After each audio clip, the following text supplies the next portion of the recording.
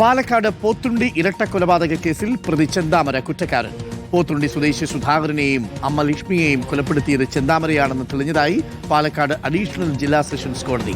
തന്നെ വധശിക്ഷയ്ക്ക് വിധേയമാക്കൂ എന്നായിരുന്നു കോടതിയിൽ ചെന്താമര പറഞ്ഞത്.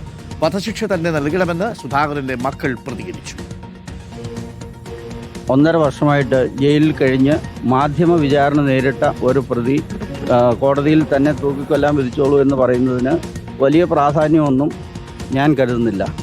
മാത്രമല്ല, കോടതി തെളിവുകളുടെ വിശദാംശങ്ങളിലേക്ക് കടന്നിട്ടില്ല എന്നാണ് ഞാൻ കരുതുന്നത്. ഇത് പ്രോസിക്യൂഷന് കിട്ടിയ അപ്രതീക്ഷിതമായ ലോട്ടറി എന്നതിനപ്പുറം മറ്റൊന്നുമില്ല. ഈ കോടതിയുടെ വ്യൂ ഇതാണ്. ഇത് അന്തിമ വിധിയല്ല. ഇനി അപ്പീൽ പോകും. ആ അപ്പീൽ കോടതി തീരുമാനിക്കട്ടെ. അയാൾക്ക് തൂക്കുകയർ തന്നെ കൊടുക്കണം എന്നാണ് ഞങ്ങൾ ആവശ്യപ്പെടുന്നത്. അയാൾ നല്ലപോലെ വേദനിച്ച് തന്നെ പരമാവധി ശിക്ഷ അയാൾക്ക് കിട്ടും. കോടതിയിൽ വെച്ചിട്ട് അയാൾ നല്ലപോലെ തൂക്കിക്കൊല്ലണമെങ്കിൽ കൊന്നോളം പറഞ്ഞിട്ടുണ്ട്. ഞങ്ങൾക്കും ഞങ്ങളുടെ അച്ഛനും എല്ലാവരും പോയി. അയാൾക്ക് തക്കതായിട്ടുള്ള ശിക്ഷ തന്നെ അയാൾക്ക് കൊടുക്കണമെന്നാണ് പറയുന്നത്. മറുപടി കേട്ട് പേടി തോന്നുന്നുണ്ടോ? നല്ലോണം പേടിയുണ്ട്. അയാൾക്ക് ഒന്നിനെയും പേടിയില്ല. അയാൾക്ക് തക്കതായിട്ടുള്ള ശിക്ഷ തന്നെ കൊടുക്കണം. ഇക്ബാൽ അറക്കലുണ്ട്. ഇക്ബാൽ, ക്രൂരതയൊട്ടും വിട്ടുമാറിയിട്ടില്ല ചെന്താമരയ്ക്കെന്ന് തെളിയിക്കുന്നതായിരുന്നില്ലേ വിധി കേട്ട ശേഷം കോടതിയിൽ വെച്ചുള്ള ചെന്താമരയുടെ പ്രതികരണം? ഇക്ബാൽ, അരുൺകുമാർ കടുത്ത മദ്യപാനിയായ ചെന്താമരയുടെ ഭാര്യയും മകളും ഉപേക്ഷിച്ചു പോകുന്നു. ഇതിന് കാരണമായത് ഒരു നീളമുടിയുള്ള സ്ത്രീ ചെയ്തു വെച്ചിട്ടുള്ള ചില ദുർമന്ത്രവാദമാണ് എന്നുള്ളത് ഏതോ ഒരു ദുർമന്ത്രവാദി ഈ ചെന്താമരയെ പറഞ്ഞു വിശ്വസിപ്പിക്കുന്നു. ചെന്താമര ഇത് തന്റെ അയൽവാസി ആയിട്ടുള്ള സജിതയാണെന്ന് കരുതിയാണ് ഇവരിൽ ഒരു വൈരാഗ്യം ഉണ്ടാവുകയും പിന്നീട് 2019 സജിതയെ ക്രൂരമായി കൊലപ്പെടുത്തുന്നത്. ആ കേസിൽ ജയിലിലായിരുന്ന ചെന്താമര ജാമ്യത്തിൽ ഇറങ്ങുകയും ജാമ്യ വ്യവസ്ഥ ലംഘിച്ച് നെന്മാറയിലേക്ക് എത്തിയാണ് ഈ സജിതയുടെ ഭർത്താവായിട്ടുള്ള സുധാകരനെയും സുധാകരന്റെ അമ്മ ലക്ഷ്മിയെയും ക്രൂരമായി കൊലപ്പെടുത്തുന്നത്. നേരത്തെ ഈ സജിത വധക്കേസിൽ ചെന്താമരയെ പാലക്കാട് അഡീഷണൽ ജില്ലാ സെഷൻസ് കോടതി ഇരട്ട ജീവപര്യന്തത്തിന് ശിക്ഷിച്ചിരുന്നു.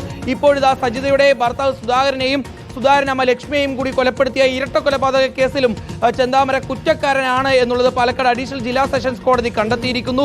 ശാസ്ത്രീയ തെളിവുകൾ അതുപോലെ തന്നെ സാക്ഷിമൊഴികളുടെയും അടിസ്ഥാനത്തിലാണ് ഈ കൊലപാതക കേസിൽ ഏക പ്രതിയായിട്ടുള്ള ചെന്താമര കുറ്റക്കാരനാണ് എന്ന കണ്ടെത്തലിലേക്ക് പാലക്കാട് അഡീഷണൽ ജില്ലാ സെഷൻസ് കോടതിയിലെ ജഡ്ജായിട്ടുള്ള കെന്നത്ത് ജോർജ് എത്തുകയും ചെയ്തിട്ടുള്ളത്.